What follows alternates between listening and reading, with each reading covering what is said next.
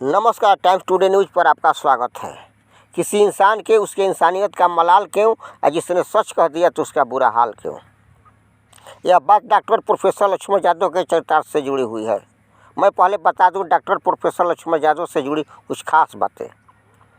यह उत्तर प्रदेश के आजमगढ़ के रहने वाले हैं। यह दिल्ली यूनिवर्सिटी के जाकिर हुसैन कॉलेज में बीते 14 सालों से हिंदी विभाग में एडहक पर एसोसिएट प्रोफेसर के पद पर थे। यह अम्बेडकरवादी विचारधारा के मानने वाले हैं। जब ये संविधान से जुड़ी सत्य बातें बोले तो उन्हीं के ऊपर उनके करियर पर भारी पड़ गया और उनको नौकरी से निकाल दिया गया। आज कोई व्यक्ति सत्य बोले तो उसे नौकरी से निकाल दिया जाएगा। Lakshman Yadav ji SC ST OBC minority की आवाज़ उठाते हैं। ऐसे ही खबरों के साथ बने रहिए। यदि अच्छा लगे तो चैनल को लाइक, सब्सक्राइब, शेयर करें। आगे मिलेंगे ऐसे ही खबरों के साथ। बिहार से RK रंजन की रिपोर्ट। तो आज के तारीख में वो अब नौकरी से निकालने का काम कर रहे हैं भाई प्रोफेसर लक्ष्मण यादव जी। लक्ष्मण यादव जिंदाबाद जिंदाबाद जिंदाबाद। तो मैं आप सब लोगों की इजाजत से लक्ष्मण यादव जी का भी सम्मान करना चाहता हूं कि आप अपने पीढ़ी को आगे बढ़ाइए। लक्ष्मण यादव जिंदाबाद जिंदाबाद जिंदाबाद। लक्ष्मण यादव जिंदाबाद जिंदाबाद जिंदाबाद। लक्ष्मण यादव जिंदाबाद जिंदाबाद जिंदाबाद। विचारधारा की किसी नेता के खिलाफ, किसी पार्टी के खिलाफ हमारी लड़ाई नहीं है। हमारी लड़ाई कलम और किताब बचाने की है।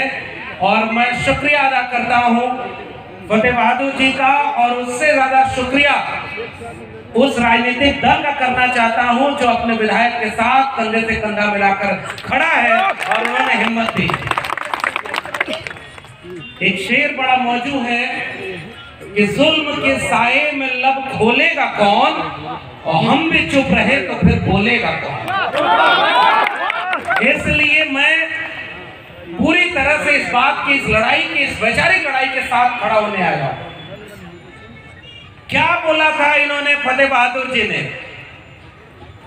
उन्होंने माता सावित्रीबाई फूले का कोटेशन बोला। इस मंच पर आदरणीय शिक्षा मंत्री चंद्रशेखर जी बैठे हुए हैं। इन्होंने क्या बोला था? अधम जाति में विद्या पाए, भयउ यथा अहि दूध पिलाए। और इस बात के लिए कहा कि हमारी पूरी लड़ाई मान सम्मान की है, और जिस ग्रंथ में हमारे लोगों के लिए कोई गलत बात लिखी होगी तो हम उसकी आलोचना करेंगे। क्या बोला है तमाम उन बहुजन लोगों ने जो ये सवाल खड़ा किया सम्मान और स्वाभिमान का? तो गर्दन काटने और जीभ काटने वालों को मेरा एक सवाल है, भाई आपके यहां तो काटने मारने का परंपरा नहीं था। आपके यहां तो ऐसी ताकत हुआ करती थी कि एक श्राप दे देते और ये भस्म हो जाते। ये तो हिंसा आपके धर्म में तो थी नहीं। इसका मतलब कोई ऐसी ताकत नहीं है, कोई ऐसा श्राप बना ही नहीं है, वरना गर्दन काटने की बात नहीं करनी पड़ती। इसीलिए सबसे पहली बात यह है कि वैचारिक लड़ाई कलम और किताब से लड़ी जाती है, और त्रिशूल और तलवार के खिलाफ कलम और किताब की लड़ाई का साथ देने के लिए मैं इस मंच पर आया हूं, और आप सबके सामने ये कबूल करता हूं कि इस कलम और किताब की लड़ाई को हम आगे बढ़ाएंगे और कलम किताब को जीतने की बात करेंगे। आज ये कार्यक्रम हुआ है, ये कार्यक्रम माता सावित्रीबाई फूले के ऊपर, और ये होता है एक वैचारिक आंदोलन। अगर आपको फतेह बहादुर जी की कोई बात गलत लग रही है तो आपको यह कहना चाहिए कि ज्योतिबा फूले और सावित्रीबाई फूले गलत है, नहीं कह सकते। अगर आपको बाकी लोगों की बात गलत लग रही है तो यह बात तो हजारों साल से हमारे पुरखे पूछते आए। तुम कद बावन हम कद सूद, और हम कद लोहू तुम कद दूध। मैं और चौपाइयां पढ़ता हूं, मैं तो अपने ऊपर बात भी नहीं कर रहा हूं। प्रोफेसर जी हैं, शिक्षा मंत्री जी, और आदरणीय आलोक मेहता जी बैठे हुए हैं, अनिता जी बैठी हुई है, मंत्री हैं। मैं आप लोग के सामने देखिए शुरू में एक बात कहना चाह रहा हूं। आलोक सर जब बोल रहे थे कि हमारी सरकार है तब ये कार्यक्रम हो रहा है, और एक जलसे की तरह हो रहा है, और फर्क देखना होता तो आप हमारे यूपी में आ जाते, वहां अयोध्या, मथुरा, काशी तीनों है, और अगर आप इस तरह का कार्यक्रम चलाएंगे तो उसके लिए बुलडोजर खड़ा हुआ। ये अंतर है उनमें और हम में। वहां पर कांवड़ लेकर जाने वालों पर वहां के मुख्यमंत्री फूलों की बारिश करते हैं, और 69,000 शिक्षक भर्ती के घोटाला के शिकार SC, ST, OBC 500 दिन से ज्यादा समय से आंदोलन कर रहे हैं, उनके ऊपर उनकी पुलिस लाठी चलाती है। और बिहार एक ऐसा राज्य है जहां तलवार और त्रिशूल के सामने आजादी के बाद पहली बार कोई सरकार ऐसी है जिसने एक साल में 5 लाख लोगों से ज्यादा को सरकारी नौकरी दी। 5 लाख से सरकारी नौकरी ज्यादा दे दी। अभी तो शिक्षा मंत्री जी बैठे हुए, शायद 13 जनवरी को फिर 1 लाख लोगों को नियुक्ति पत्र बांटा जा रहा है। और ये है वो बिहार की जमीन।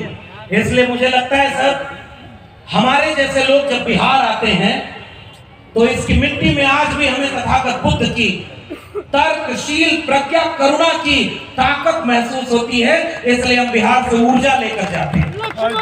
इस बिहार जब हम आते हैं तो सम्राट अशोक को याद करते हैं।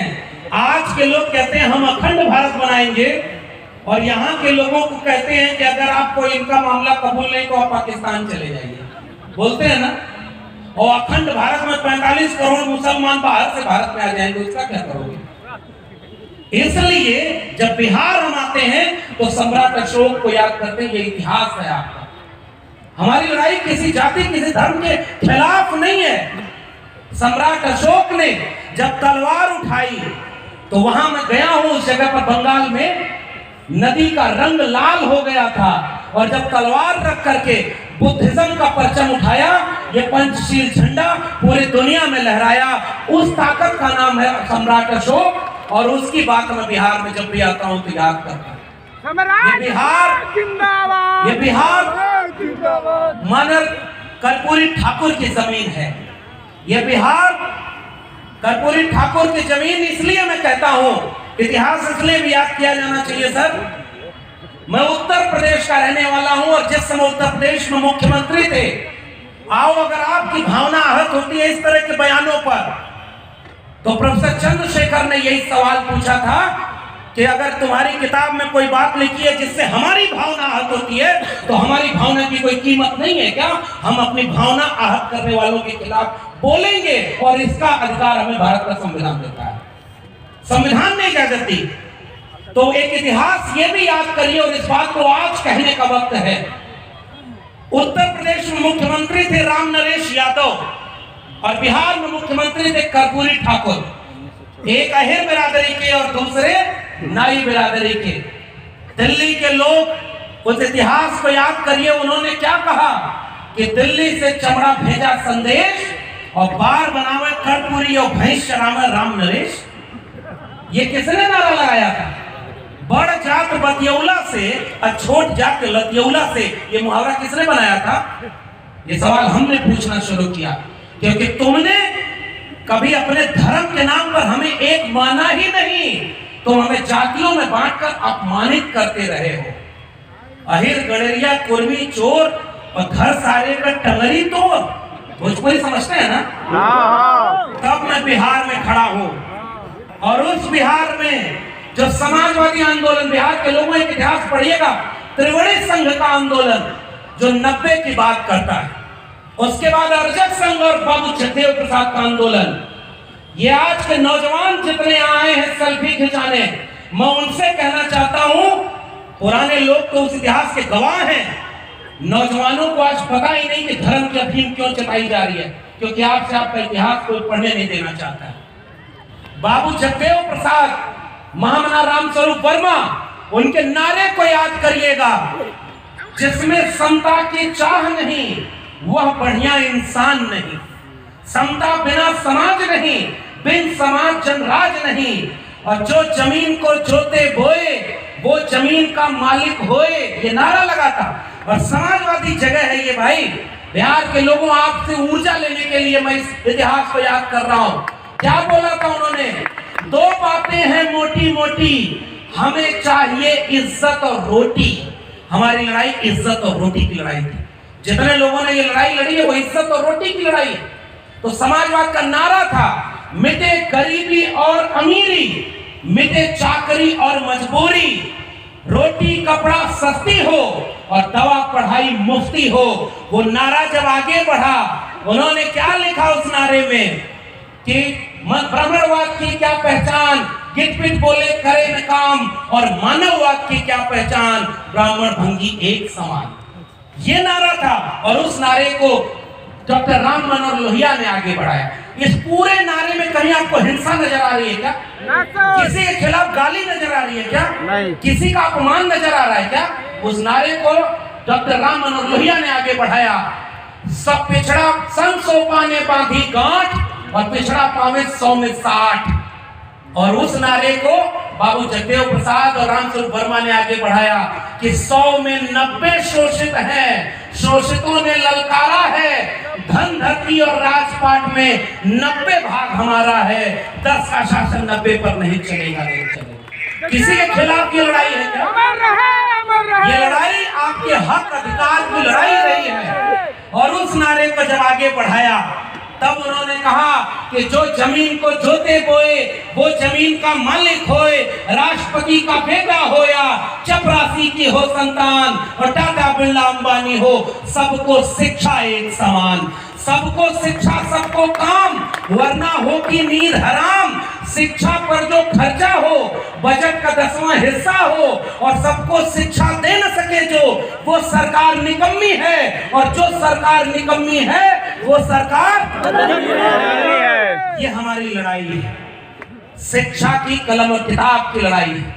और मैं याद करता हूं, मैं 3 मंत्री जिस मंच पर बैठे हो, मैं सच बताऊं, उदय जी बैठे हुए हैं, विधायक जी बैठे हुए हैं, बहुत सारे लोग, ऐसा बयान आज के वक्त में कोई भी अगर दे दे, सच बोल रहे हैं, डॉक्टर अंबेडकर को कोट करे, सावित्रीबाई फुले को कोट करे, उनकी पार्टियां उनसे कहती हैं कि ये उनका निजी बयान है, हम इनसे सहमत नहीं है, हम सबका सम्मान करते हैं। और आपके नेता, मैं याद करता हूं, मैं इतिहास याद कर रहा हूं अपने लिए, और मेरे जरिए ये बात जहां तक जाएगी, राष्ट्रीय जनता दल के लोग बैठे हुए हैं, ये बात कहने में अगर संकोच भी करेंगे तो अपने इतिहास को हम जैसे लोग याद करेंगे। जब मंडल आंदोलन आया, बीपी मंडल साहब यहाँ बिहार के थे ना, आरक्षण कहां से आई और कर्पूरी की मां और बहन के लिए गालियां दी गई थी, वो किसका था? और आलोक मेहता साहब अभी बोल रहे थे, उस जगह का नाम बोल रहे थे जहां पैर में चप्पल पहन करके आप सड़क पर नहीं चल सकते थे, तब आप बरहिया। और मैं तो कह रहा हूं सर, ऐसी जगह दर्जनों रही है, और इसलिए पैर में चप्पल पहनकर चल नहीं सकते, उनके सामने खटिया पर बैठ नहीं सकते, और तो और छोड़ो, तालाब से पानी नहीं पी सकते। इससे इस देश के लोगों का अपमान नहीं हुआ था क्या? इंसान वो नहीं थे क्या? कलम पकड़ ली, वेद सुन लिया तो कान में शीशा पिघला के डाल दो। दुनिया में कहीं ऐसी बात लिखी गई है क्या? नहीं सर। इस देश का प्रधानमंत्री विदेश जाकर बोलते हैं कि हम युद्ध के देश से नहीं, बुद्ध के देश से आए हैं, और भारत में आते हैं तो बुद्ध के खिलाफ युद्ध छड़े हुए हैं। वहां जाके कहते हैं कि हम बुद्ध के देश से आए हैं। अरे भाई, वहां जाके बोलो ना कि हम उस देश से आए हैं जहां दुनिया में लोग एक तरह से पैदा होते हैं, हमारे यहाँ कोई मुख से पैदा होता है, कोई भुजाओं से पैदा होता है। ये बात दुनिया में नहीं बोलते, क्योंकि दुनिया वाले आपके ऊपर हंसेंगे। ऐसे नहीं होता भाई। क्यों? क्योंकि आपको बंटवारा करना था। इतिहास का मैं याद करना चाह रहा हूं, जब ये अपमान चारपाई पर बैठने नहीं दिया, इतिहास भूल गए क्या? अभी हमारे यहाँ उत्तर प्रदेश में कांड हुआ, 2 लोग, 2 परिवार के दोनों तरफ हत्या हुई, और जो यादव था उसके सामने बुलडोजर खड़ा कर दिया कि इसका घर गिरा देंगे। ये अपमान आज की तारीख में हुआ।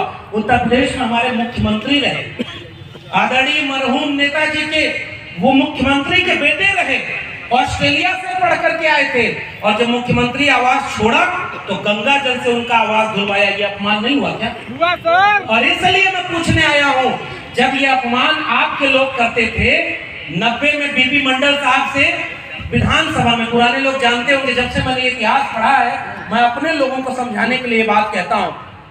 जब ये इतिहास बोला गया कि बीपी मंडल साहब के सामने खड़े होकर कहा गंगा में तेल रिस गया, आग लग गई, तो खड़ा होकर बोला गया कि एक शूद्र जब मुख्यमंत्री बन जाएगा तो गंगा में आग नहीं लगेगी, तो और क्या होगा?